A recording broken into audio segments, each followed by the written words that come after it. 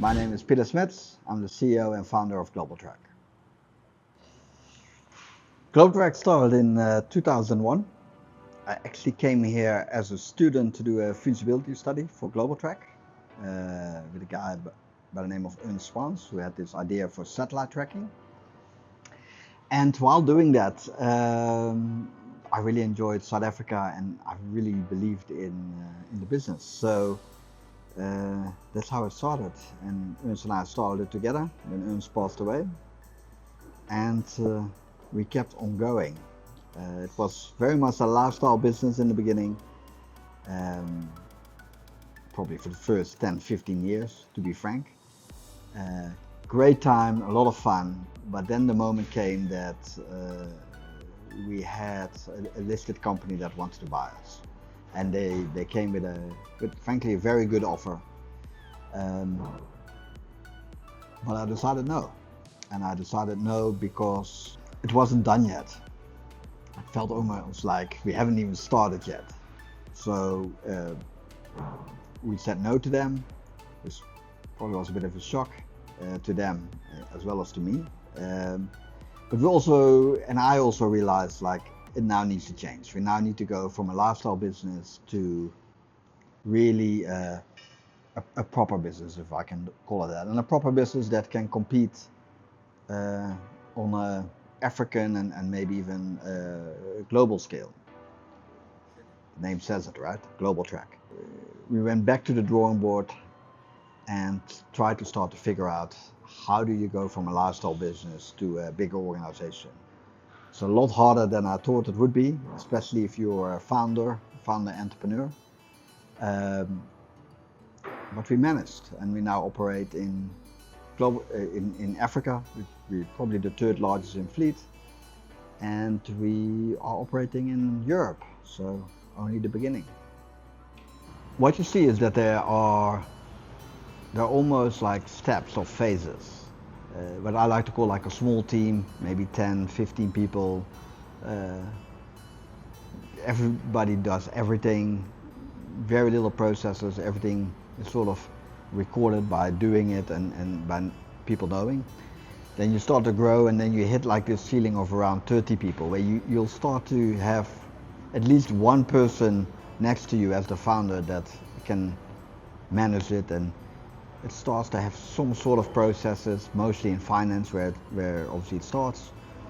As that grows, you're hitting the 50, 60 mark where all of a sudden it's not one person, you need a few people as a layer that needs to be built. And then ultimately as that grows, then there's directors and head of department layer that will come in. So it's quite complex, and it's not just hiring the people, it's actually changed the business and reinventing the business the whole time. It's processes, it's the way you sell, it's the way you develop.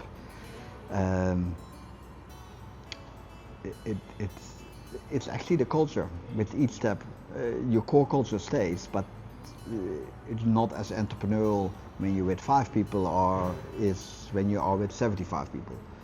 So yeah, that's been an interesting growth and a lot of learning, but we've become actually really good at it. And you see it with other companies within the group that can run at similar scales, and it don't take 15 years anymore. It takes a couple of years to get to the similar level at a breakneck speed, just because we really know how to do it. We're growing up, so I suppose we were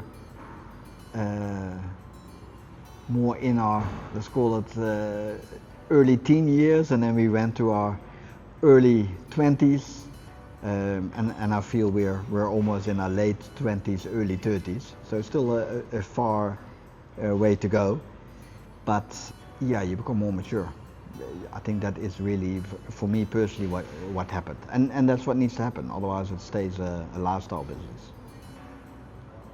So what I would do different, and we see it with the other companies in the group, where often the founders are still shareholders and are still involved in the business, is finding a right partner that will help you scale and grow, and that has done it a few times before and probably knows your industry really well. So it's a lot of things that you would want to check the box. But if I had an ideal,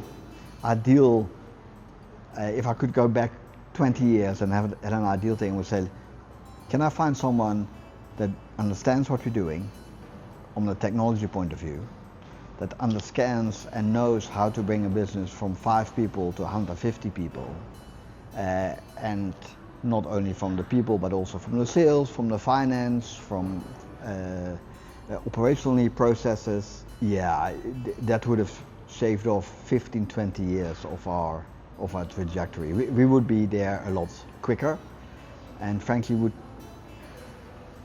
would have made a lot more money. It feels the beginning because it's like we took 25 years and we made a lot of mistakes. The one good thing we did in all of that is we learned from our mistakes.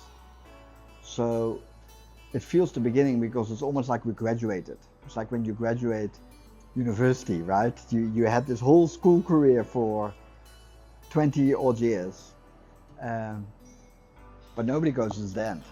And that is actually the feeling that I have. It's like we graduated, now we can start. This is only the beginning. For our clients, it's a very, very interesting time.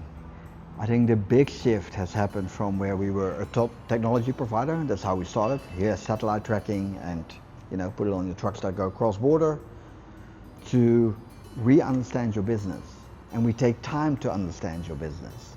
And we want to understand what keeps you up at night, what are your problems, and what financial impact do those problems have.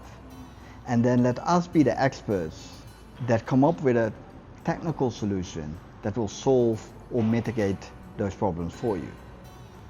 For me, it's a super exciting model. It is something that maybe some people talk about, but nobody has mastered. And the reason why I think nobody has mastered is because it's tough. And you must take your technology hat off and you need to almost put an industrial engineering hat on to really understand the business, the nuts and bolts, and to understand what issues they have and what different roles in these organizations the issues have. And then how do we translate that in technology? And sometimes it's not technology, sometimes it's putting another resource there with it for temporary to get rid of a backlog, for example. So rather than clients, I think we are becoming partners, and our partners' success and solving our partners' problem is our success. And that's why for 2026, our team is only the beginning. My name is Peter Smets. I'm the CEO and founder of Globaltrack.